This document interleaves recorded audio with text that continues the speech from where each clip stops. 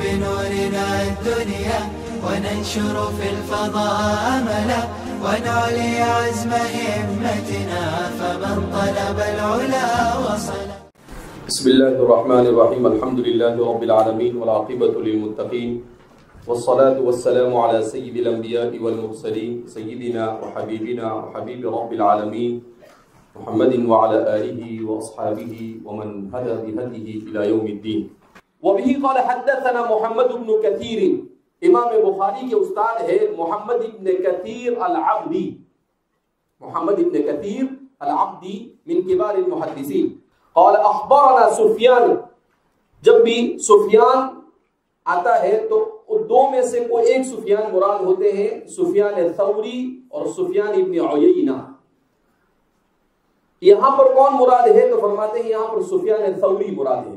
اخبرنا سفیان، بیان کیا ہمیں سفیان ثوری نے، عن جامع بن شداد، وہ روایت کرتے ہیں جامع بن شداد ابو صخرہ المحاربی، ابو صخرہ المحاربی، عن صفوان بن محرز، اور وہ روایت کرتے ہیں صفوان ابن محرز المازنی البصری سے، عن عمران بن حسین، اور وہ روایت کرتے ہیں سیدنا صحابی رسول حضرت عمران بن حسین رضی اللہ تعالی عنہ سے، قال، وہ فرماتے ہیں جاء نفر من بنی تمیم الى النبی صلی اللہ علیہ وسلم، بنو تمیم کیا ایک نفر، ایک وفد اور ایک جماعت رسول اللہ صلی اللہ علیہ وسلم کی خدمت اقدس میں حاضر ہوئی.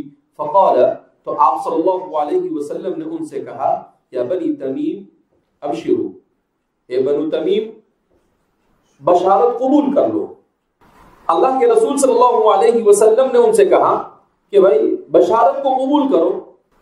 کیا مطلب؟ کہ تم ایمان اور اس کے تقاضوں کو پورا کرو اور جنت کی بشارت کو قبول کرو. فقالو، تو بنو تمیم نے کہا اشرتنا، آپ نے ہمیں خوشخبری دی، فاعطنا، مگر کچھ دے بھی دیجیے، مگر کچھ کیا کر دیجیے، ٹھیک ہے جنت تو ملے گی مگر یہاں پر بھی کچھ چاہیے، کچھ مال وغیرہ ہمیں کیا کر دیجیے، دے دیجیے. ابھی نئے نئے اسلام میں داخل ہوئے تھے، ابھی جیسا تہذیب ہوتا ہے، ارے بھائی زمانے جاہلیت سے ہو کر آ رہے تھے. فرماتے ہیں کہ یہ کہنے والے کون تھے تو فرماتے ہیں حضرت عقرہ ابن حابس رضی اللہ تعالیٰ عنہ تھے، جو حدیث و عہد بالاسلام، ابھی اسلام میں کیا ہوئے تھے، داخل ہوئے تھے، بنو تمیم سے ان کا تعلق تھا. تو فرماتے ہیں کہ القائل ذلك منهم الاقرع بن حابس، حضرت عقرہ ابن حابس نے کہا کہ آپ ہمیں کچھ دے بھی دیجیے. فتغیر وجهه، رسول اللہ صلی اللہ علیہ وسلم کا چہرہ انور بدل گیا. آپ صلی اللہ علیہ وسلم کو ناگوار گزرا. حضور نے کہا کہ کوئی بات ہے، میں سیدھا سیدھا جنت میں لے جانے کی بات کرتا ہوں اور یہ ان کو دنیا کی پڑی ہوئی ہے. تو آپ صلی اللہ علیہ وسلم کو ناگوار گزرا. بہرحال آپ صلی اللہ علیہ وسلم نے انہیں دیا جو دینا تھا، جس کا یہاں پر تذکرہ نہیں مگر دوسری روایتوں میں اس کا تذکرہ ملتا ہے. پھر آگے آپ نے ان کو کچھ کہا نہیں کہ آپ صلی اللہ علیہ وسلم نے دیکھا کہ بھائی ان کو دنیا کی طلب زیادہ ہے اور آخرت کی اور علم کی طلب ان کے پاس ایسی نہیں جیسی ہونی چاہیے. تو آپ صلی اللہ علیہ وسلم نے آگے تفصیلات ان کو نہیں بیان کی. فجاءہ اہل الیمن، رسول اللہ صلی اللہ علیہ وسلم کی خدمت اقدس میں اہل یمن آئے. فقال یا اہل الیمن، تو آپ صلی اللہ علیہ وسلم نے کہا اے اہل یمن، اقبلوا البشرى، بشارت کو قبول کرو. اذ لم يقبلها بنو تمیم، اس لیے کہ بنو تمیم نے تو قبول نہیں کیا. سوال پیدا ہے، بنو تمیم نے تو قبول کیا تھا لیکن فاعطینا کہا تھا. تو فرماتے ہیں کہ انہوں نے گویا کہ علم اور آخرت کے مقابلے میں دنیا کو ترجیح دے دی.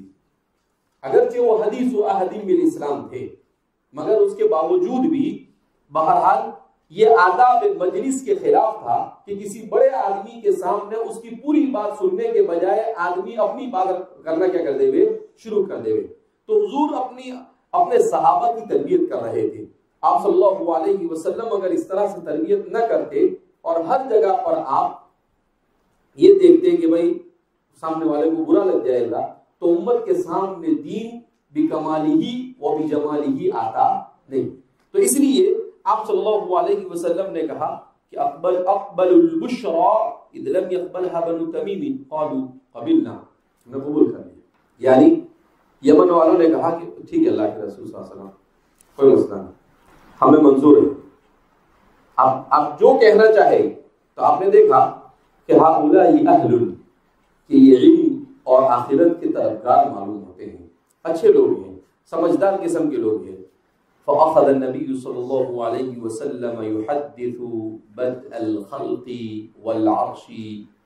تو آپ صلی اللہ علیہ وسلم نے ان کے سامنے بدایت خلق اور عرش کی تفصیلات کو بیان کرنا شروع کر دیا.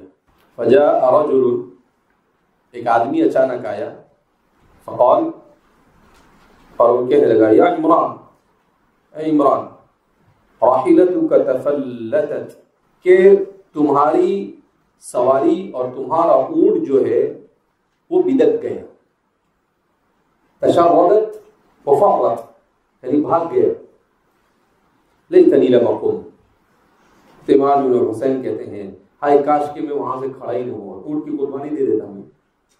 لیکن اس نے ایک دم سڈنلی آ کر اچانک کہا میں بھی کھڑا ہوا، اور وہاں سے کیا ہو گیا، نکل گیا. تو فرماتے لیتنی لم اقم، ہائے کاش کہ میں کھڑا نہ ہوا ہوتا. بہرحال حضرت عمران ابن حسین فرما رہے ہیں کہ رسول اللہ صلی اللہ علیہ وسلم نے ایک موقع پر اہل یمن کے سامنے کائنات کے پیدا ہونے سے لے کر اہل جنت کے جنت میں جانے اور اہل جہنم کے جہنم میں جانے تک کی ساری تفصیل بیان کر دی. ساری تفصیل کیا کر دی؟ بیان کر دی. بعض روایتوں میں آتا ہے کہ آپ صلی اللہ علیہ وسلم کی مجلس صبح میں شروع ہوئی، حضور نے بیان کرنا شروع کیا، ظہر تک بیان کرتے رہے. ثم صلی الظہر، پھر ظہر پڑھی، ظہر کے بعد پھر کھڑے ہوئے، پھر بیان کرنا شروع کیا جہاں سے باقی تھا وہاں سے. پھر عصر کا وقت ہوا، پھر عصر کی نماز پڑھی، عصر کے بعد کھڑے ہوئے اور پھر بیان کرنا کیا شروع کیا. اس طرح سے عشاء کے بعد تک یہ سلسلہ کیا ہوتا رہا، چلتا رہا. اور ساری تفصیلات رسول اللہ صلی اللہ علیہ وسلم نے بیان کی، جس کا اشارہ آگے بھی آ رہا ہے. بہرحال ہمارے مصنف نے یہاں پر اس کتاب کو کیوں ذکر کیا؟ فأخذ النبی صلی اللہ علیہ وسلم يحدث بدء الخلق، کہ آپ صلی اللہ علیہ وسلم نے بدایت خلق کو بیان کیا. کس کو بیان کیا؟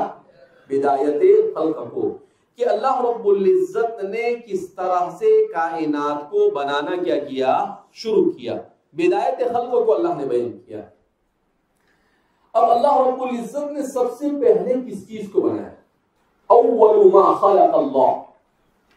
ہمارے یہاں پر ایسے کام کیے لوگوں نے. امام طبری نے کتاب لکھی، کتاب الاوائل. کیا نام ہے کتاب کا؟ کتاب الاوائل. تو دنیا میں کون سی چیز کس نے پہلی کی، اس کی ساری تاریخ لکھ دیا. اس کی ساری تاریخ کیا کر دیا؟ لکھ دیا. تو اب ظاہر سی بات ہے، سب سے بڑا مسئلہ تو کیا تھا؟ دنیا میں سب سے پہلے اللہ نے کیا بنایا؟ یہاں سے کیا کرتے وہ لوگ شروع کرتے. کتاب الاوائل کے نام سے بہت سارے لوگوں نے کتابیں لکھی. تو ان کتابوں میں مختلف قسم کی احادیث ملتی ہے کہ اللہ نے سب سے پہلے کیا بنایا. بعض روایتوں میں ملتا ہے اول ما خلق اللہ العرش، اللہ نے سب سے پہلے عرش کو بنایا. لہذا بعض حضرات کا رجحان ہے کہ سب سے پہلے عرش بنایا گیا.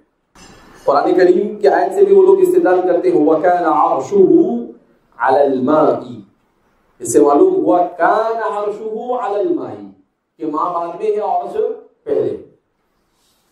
بعض روایتوں میں ہے اول ما خلق اللہ اللوح، اللہ نے سب سے پہلے لوح کو پیدا کیا، لوح محفوظ کے لیے، جس میں کائنات کی تقدیر کو لکھا گیا کہ کائنات میں کب کہاں کیا ہوگا. ان تفصیلات کو جس میں لکھا گیا اس لوح کو اللہ نے سب سے پہلے بنایا. بعض حضرات کا رجحان ہے کہ ایک حدیث میں حضور نے ارشاد فرمایا اول ما خلق اللہ القلم، کہ سب سے پہلے اللہ نے قلم تقدیر کو بنایا. سب سے پہلے کس کو بنایا؟ قلم تقدیر کو بنایا. یعنی وہ قلم جس کے ذریعے تقدیر کائنات کو لکھا گیا، اس کو قلم تقدیر کہا جاتا ہے۔ اور بعض حضرات کا رجحان یہ ہے کہ اللہ نے سب سے پہلے پانی کو بنایا، اللہ نے سب سے پہلے کس کو بنایا؟ پانی کو بنایا۔ اس طرح سے اول ما خلق اللہ کے سلسلے میں مختلف رجحانات کیا ہوتے ہیں، پائے جاتے ہیں۔ آگے احادیث آ رہی ہے، اس کے ضمن میں محدثین، مفسرین اور مفکرین اسلام کی کون سی جماعت کس قول کو راجح قرار دیتی ہے، اس کی تفصیل آگے کیا کی جائے گی، بیان کی جائے گی۔ بہرحال یہاں پر مقصود یہ ہے کہ اللہ کے رسول صلی اللہ علیہ وسلم نے تخلیق کائنات کے قصے کو بیان کیا، عرش کی تفصیلات کو بیان کیا۔ فجاء رجل، ایک آدمی ہے، حضرات محدثین نے رجل کے نام کی جستجو کی، لیکن لم اجدو، مگر وہ اس کو پا سکے نہیں۔ تو انہوں نے کہا کہ بھئی اس لیے کہ ہمارے محدثین کی ایک عادت یہ بھی ہے کہ وہ کوشش کرتے ہیں کہ اگر کہیں پر کسی راوی کا نام نہیں ہے، یا کہیں کسی رجل کا نام یا امرأہ کا نام نہیں لیا گیا ہے، یا نفرون یا جماعتون یا وفدن کہہ کر اس کو منسوب کیا گیا ہے، تو اس سے کون مراد ہے وہ دوسری احادیثوں میں تلاش کرتے ہیں، اگر مل جاتا ہے تو اسے بیان کرتے ہیں، اگر نہیں ملتا ہے تو کہتے ہیں لم اجد، کہ بھئی بسیار جستجو کے باوجود ہمیں مل سکا نہیں۔ ان کے بارے میں بیان کیا کہ بھئی یہ رجل کون تھے، ان کے بارے میں کچھ پتہ چل سکا نہیں۔ فقال یا عمران، انہوں نے کہا عمران، راحلتک تفلتت، تمہاری اونٹنی یہ کیا ہو چکی ہے، بدک چکی ہے۔ راحلہ سے مراد یہاں پر ناقہ، کیونکہ راحلہ کا اطلاق تو ہر قسم کے راحلہ پر ہوتا ہے، جو بھی سواری ہے اس کو راحلہ کہا جاتا ہے، مگر حضرت عمران ابن حسین کی اس راحلہ سے مراد ناقہ ہے۔ اس کی دو وجہ، ایک وجہ تو یہ ہے کہ آگے جملہ آیا تفلتت، جو دلالت کر رہا ہے اس کے مؤنث ہونے پر، لہذا اس سے ناقہ مراد ہے۔ کیوں کہ ان کی اکثر و بیشتر سواریاں یہ ناقہ کی صورت میں ہوا کرتی تھی حضرات صحابہ کے دور میں۔ دوسرا، بعض روایتوں میں راحلتو کی بجائے ناقتو کا لفظ آیا ہے، لہذا وہاں پر اس کی صلاحت بھی کیا ہے، موجود ہے۔ اس وجہ سے ہمارے محدثین فرماتے ہیں کہ راحلہ سے مراد یہاں پر ناقہ ہے۔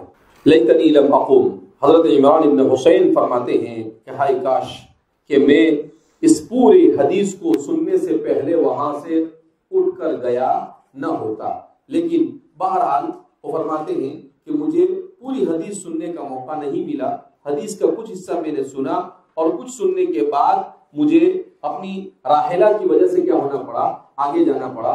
اس وجہ سے میں پوری حدیث میں اللہ کے رسول نے آگے کیا بیان کیا اس کو میں بیان کر سکتا نہیں ہوں۔ ہمارے صحابہ مرچ مسالہ لگا کر بیان کرنے کے عادی نہیں تھے جیسے ہمارے زمانے میں ہوتا ہے، چھوٹا سا قصہ ہو مرچ مسالہ لگا کر آدمی اس کو اتنا بھاری بنا دیتا ہے۔ وبه قال حدثنا عمر بن حفص بن غياث قال حدثنا أبي قال حدثنا الأعمش قال حدثنا جامع بن شداد عن صفان بن محرز أنه حدثه عن عمران بن حسين رضي الله عنه وعنهم أجمعين قال دخلت على النبي صلى الله عليه وسلم وعقلت ناقتي بالباب۔ دیکھو حدیث میں ہے نا وعقلت، راحلتی نہیں ہے، کیا ہے، ناقتی، اسی لیے مصنف اس روایت کو بھی یہاں پر لا رہے ہیں تاکہ وہ پہلے والی روایت کے لیے تفسیر کی حیثیت اختیار کر جائے۔ عقلت ناقتی بالباب فأتاه ناس من بني تميم فقال أقبل البشرى يا بني تميم قالوا قد بشرتنا فأعطنا مرتين ثم دخل عليه ناس من أهل اليمن فقال أقبل البشرى يا أهل اليمن إن لم يقبلها بنو تميم قالوا قد قبلنا يا رسول الله قالوا جئناك لنسألك عن هذا الأمر قال كان الله ولم يكن شيء غيره وكان عرشه على الماء وكتب في الذكر كل شيء وخلق السماوات والأرض فنادى مناد ذهبت ناقتك يا ابن الحسين فانطلقت فإذا هي تقطع دونها السراب فوالله لوددت انی کنت ترکتها۔ اس حدیث کو حضرت عمران ابن حسین نے کسی دوسرے موقع پر مزید تفصیل کے ساتھ بیان کیا۔ تو امام بخاری اپنے شیخ عمر ابن حفص ابن غیاث کے حوالے سے بیان کرتے ہیں کہ عمر ابن حفص ابن غیاث یا اپنے والد حفص ابن غیاث النخعی الکوفی سے روایت کرتے ہیں، جو بغداد کے قاضی رہے ہیں، امام اعمش کے اصحاب میں سب سے مضبوط آدمی مانے جاتے ہیں۔ قال حدثنا ابی، مجھے بیان کیا میرے والد نے، حدثنا الاعمش، ہمیں بیان کیا اعمش نے۔ امام اعمش یہ کبار محدثین میں سے ہیں، البتہ کبھی کبھی یہ تدلیس سے کام لیتے ہیں۔ ان کا شمار مدار الاسانید محدثین میں ہوتا ہے۔ ان کا شمار کس میں ہوتا ہے؟ مدار الاسانید۔ کیا مطلب؟ کہ حضرات صحابہ کے دور کے بعد حضرات تابعین اور تبع تابعین کے دور کے کچھ اصحاب اور کچھ تلامذہ ان کے ایسے ہیں کہ تقریباً سندوں میں ان کا کہیں نہ کہیں ایک دو سند کے بعد نام آئی جاتا ہے، تو ان لوگوں کو مدار الاسانید کہا جاتا ہے۔ انشاءاللہ وہ کون کون لوگ ہیں، 10-12 لوگ ہیں مدار الاسانید، اس کے بارے میں بھی آپ کو آگے کسی موقع پر بیان کیا جائے گا۔ قال حدثنا جامع بن شداد، وہ بیان کرتے ہیں جامع بن شداد المحاربی نے مجھے ذکر کیا عن صفوان بن محرز، اور ان کو بیان کیا صفوان بن محرز نے انہ حدثہ عن عمران بن حسین، انہوں نے حضرت عمران بن حسین نے انہیں بیان کیا، قال فرماتے دخلت علی النبی صلی اللہ علیہ وسلم وعقلت ناقتی بالباب، میں رسول اللہ صلی اللہ علیہ وسلم کی خدمت اقدس میں حاضر ہوا اور میں نے اپنی اونٹنی کو دروازے کے پاس باندھ دیا۔ فَأَتَاهُ النَّاسُ مِن بَنِي تَمِيمٍ، اسی درمیان بنو تمیم کے کچھ لوگ رسول اللہ صلی اللہ علیہ وسلم کی خدمت اقدس میں حاضر ہوئے۔ فقال اقبل البشرى یا بنی تمیم، تو حضور نے کہا اے بنو تمیم جنت کی بشارت کو قبول کرو، اور بشرتنا فاعطینا، تو انہوں نے کہا کہ آپ نے بشارت تو دے دی ٹھیک ہے، مگر کچھ ہمیں دے بھی دیجئے۔ ایسا 2 مرتبہ کہا۔ ثم دخل علیہ ناس، پھر اس کے بعد کچھ لوگ آپ کے پاس آئے جن کا تعلق یمن سے تھا۔ فقال، اور انہوں نے کہا اقبل، حضور نے ان سے کہا صلی اللہ علیہ وسلم اقبل البشرى، بشارت کو قبول کرو اہل یمن، ان لم يقبلها بنو تمیم، اس لیے کہ بنو تمیم نے اسے قبول نہیں کیا۔ قالوا قد قبلنا یا رسول اللہ، اور پھر انہوں نے کہا کہ اللہ کے رسول صلی اللہ علیہ وسلم ہم نے قبول کر لیا۔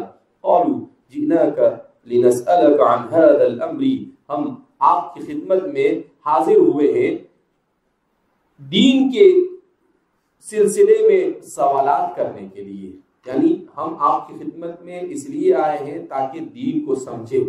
ہمارے محدثین نے اس کے بارے میں لکھا ہے وَنَتَفَقَّهَ فِي الدِّينِ، نَسْأَلُكَ عَنْ هَذَا الْأَمْرِ أَيْ عَنِ الدِّينِ، کہ پورا دین ہم آپ سے سیکھنا چاہتے ہیں۔ تو اللہ کے رسول صلی اللہ علیہ وسلم نے کہا کہ ہاں یہ لوگ ہیں جن میں طلب ہے اور ان کا شوق ہے، ان میں پیشن اور ان میں جذبہ ہے۔ تو آپ نے کہا کان اللہ ولم یکن شیء غیرہ، اللہ رب العزت تھے، ولم یکن شیء غیرہ، اور اس کے علاوہ کچھ بھی نہیں تھا۔ کیا مطلب؟ اللہ کی ذات تن تنہا تھی، لا ماء ولا عرش ولا لوح ولا قلم ولا خلق، کچھ نہیں تھا، صرف اللہ کی ذات تھی، اللہ رب العزت کے علاوہ کچھ نہیں تھا۔ وَكَانَ عَرْشُهُ عَلَى الْمَاءِ، پھر اس کے بعد اللہ کا عرش پانی پر۔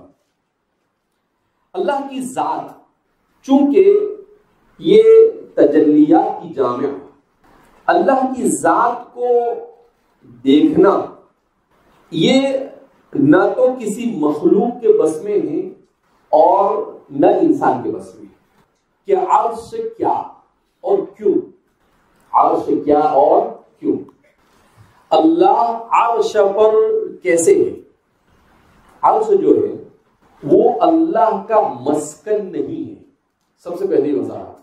عرش اللہ کا مسکن یعنی اللہ عرش کے اوپر بیٹھا ہے، سویا ہے، آرام کر رہا ہے، لیس کذالک، البتہ ایسا ہرگز نہیں ہے۔ تو پھر کیا ہے؟ چونکہ اللہ کی مخلوق یہ اللہ رب العزت کی تجلیات کو برداشت نہیں کر سکتی. تجلی ربہ فی الجبل فجعلہ دکا، پہاڑ پر اللہ کی تھوڑی سی جھلک آئی تو وہ پہاڑ ریزہ ریزہ ہو گیا اور وہ سارے بنی اسرائیل مر گئے. تو بعد میں موسیٰ علیہ السلام نے ان کو زندہ کروایا، وہ ایک الگ بات ہے. تو اب فرماتے ہیں اللہ نے اس کے ذریعے سے یہی بتانا چاہا کہ دیکھو اللہ رب العزت کی تجلیات کو برداشت کرنا اللہ کی مخلوق کی دسترس سے باہر ہے. اب جب مخلوق کی دسترس سے باہر ہے تو اللہ نے یہ نظام بنایا کہ اللہ کی ذات عرش کے اوپر اور مخلوق اور اللہ کے درمیان عرش کو حائل کر دیا گیا. کیا بول رہا ہوں؟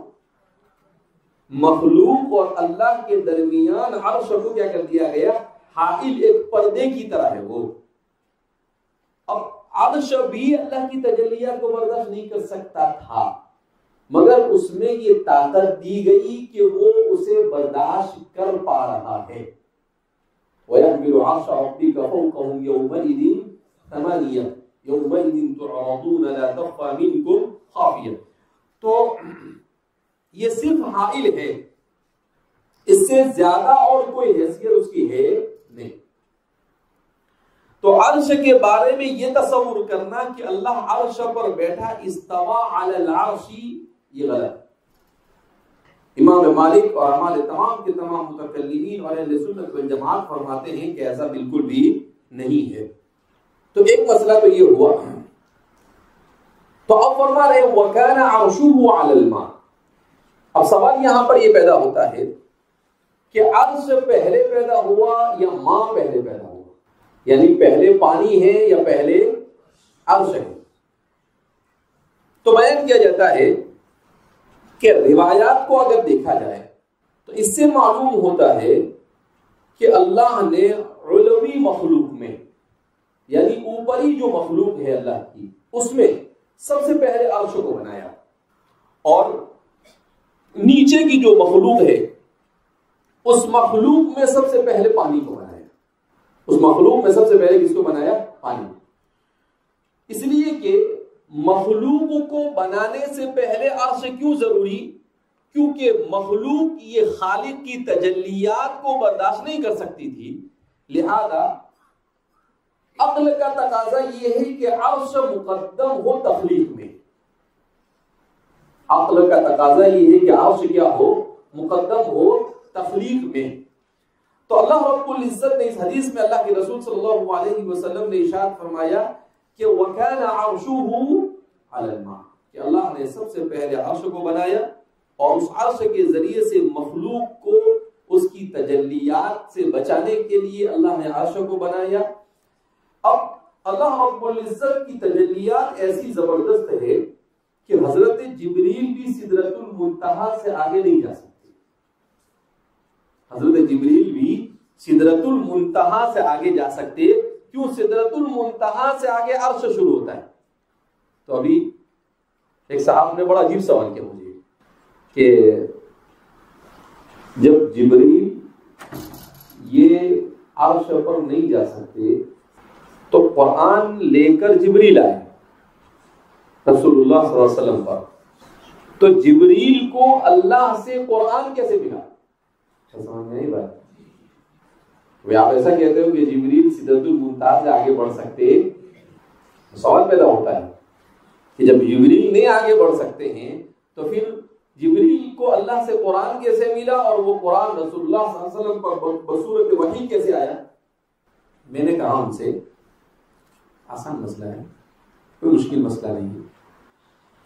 اللہ نے لوح کو بنایا، قلم کو بنایا، اور اس قلم سے کہا اکتب کائن ما کان وما یکون، کہ ایک قلم لکھ ڈال جو کچھ دنیا میں ہونے والا ہے.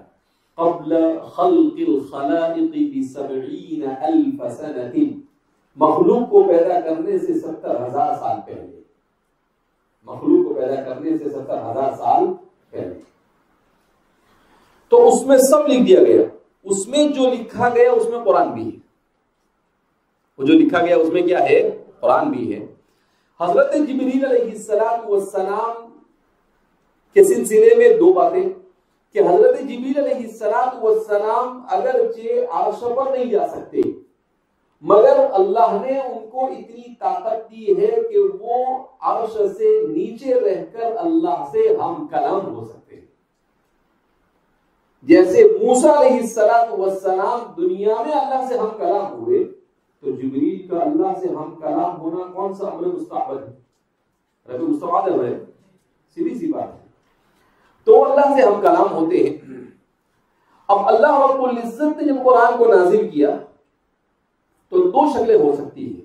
یا تو براہ راست جبریل کو حصہ سنا دیا جاتا تھا، دے دیا جاتا تھا اور وہ آ کر سنا دیتے تھے، یا چونکہ اللہ نے لوح میں قرآن کریم کو محفوظ رکھا تھا تو جبریل کو یہ حکم دیا جاتا تھا کہ فلاں حصے کو لے کر جاؤ اور محمد کو سنا دو. تو جبریل اس حصے کو لوح سے لیتے تھے اور رسول اللہ صلی اللہ علیہ وسلم کو آ کر کیا کر دیتے تھے؟ سنا دیتے تھے. اس طریقے سے مسئلہ کیا ہو جاتا تھا؟ حل ہو جاتا تھا. ارے کچھ سمجھ میں آ رہی بات؟ تو جبریل علیہ السلام کے عرش پر جانے کی کوئی ضرورت ہے نہیں.